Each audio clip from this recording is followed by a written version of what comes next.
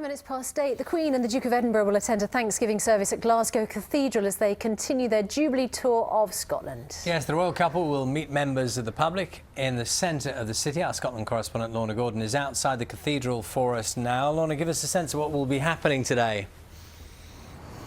Yes, good morning. Members of the public are already starting to gather outside the medieval cathedral here in the centre of Glasgow. So far in this Diamond Jubilee tour of Scotland, all the Queen's engagements have been in the east of the country, but today we see her coming across to the west, to Scotland's biggest city. But she has had a packed schedule so far. There's been that ceremony of the keys on Monday. There's been a garden party in the grounds of the Palace of Holyrood House. Several hundred people attending that. Several hundred people expected in the congregation here later as well. There'll be representatives from the government, from the Scottish Parliament. There'll also be representatives of various charities. Scotland's First Minister Alex Salmond, who had a private meeting with the Queen yesterday, will also be at the service here today. He will read the first lesson. This is just the first of several events across in the west of the country. However, after the service of Thanksgiving here, the Queen will head right into the heart of the city to George Square. Several thousand people expected there for, well, really a celebration of this Diamond Jubilee. Lorna, thank you very much. The Queen is visiting Glasgow today as part of her Diamond Jubilee tour. The day started with a Thanksgiving service at Glasgow Cathedral, where she was accompanied by the Duke of Edinburgh. Well, our royal correspondent, Nicholas Witchell, is there now. Nick. Yes, the Queen always spends a working week in Scotland at this time of the year, but today the main public day of the Diamond Jubilee celebrations here in Scotland. So, as you say, this morning a service of Thanksgiving here at St Giles, at Glasgow Cathedral, I should say, and then a short visit to and walkabout in George Square in the centre of Glasgow. And there the crowds, not on a very large scale, significantly smaller, certainly in scale, than we've seen elsewhere in the UK. But from there the Queen has now gone on to visits to Greenock and Clydebank. And then tomorrow the Queen will be joined here in Scotland by Prince William. He's to be installed as a Knight of the Thistle at St Giles Cathedral in Edinburgh, the Order of the Thistle, the oldest order of chivalry in Scotland. And then on Friday the Queen will round off this Diamond Jubilee visit to Scotland with a visit to the city of Perth. Nick, thank you very much.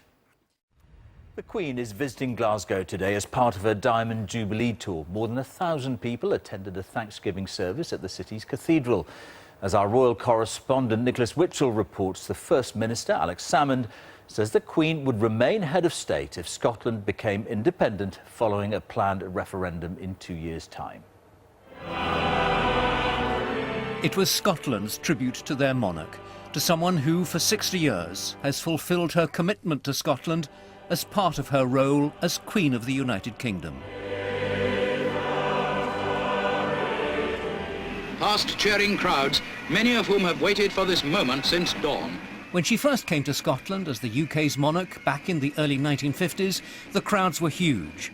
Back then and for some years afterwards, the idea that Scotland would no longer wish to be part of the United Kingdom seemed a far-fetched one. But in this year of the Queen's Diamond Jubilee, there's the prospect of fundamental change. Nations are in uproar, kingdoms fall. Scotland's First Minister, Alex Salmond, wants Scotland to vote for independence in 2 years' time.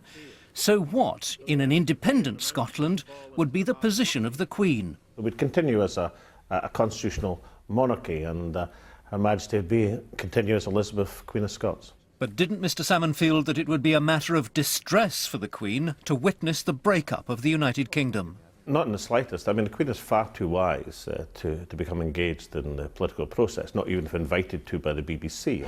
Alex Salmond is absolutely right. The Queen would never interfere in the constitutional process. But as to his claim that the Queen wouldn't be in the slightest bit bothered by the breakup of the United Kingdom, that claim would seem very much less certain.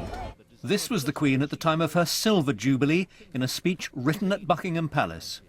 I cannot forget that I was crowned Queen of the United Kingdom of Great Britain and Northern Ireland. The Queen, of course, will accept whatever Scotland decides in the referendum in 2 years' time, and, as always, she will keep her personal thoughts to herself. Nicholas Witchell, BBC News, Glasgow. The Queen has attended a special Thanksgiving service at Glasgow Cathedral on the third day of her Jubilee celebrations in Scotland. She then went walkabout to meet the crowds in the city's George Square. Cameron Butto was there. On a dull, overcast Glasgow morning, the Queen arrived in spectacular pink.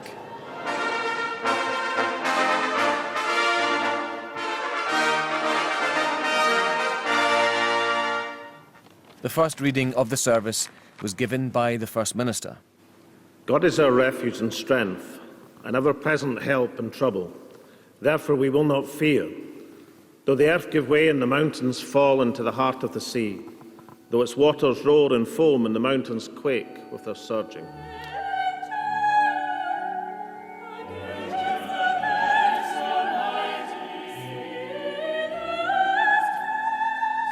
This was a multi-faith service.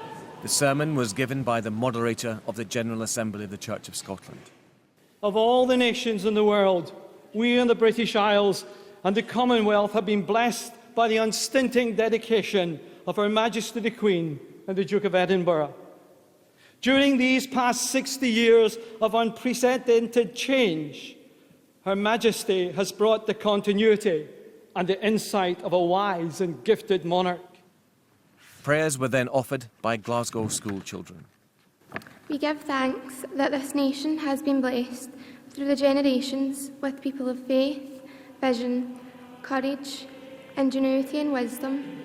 The Church has always played an important role in the Queen's life. Today's service was written to inspire and renew.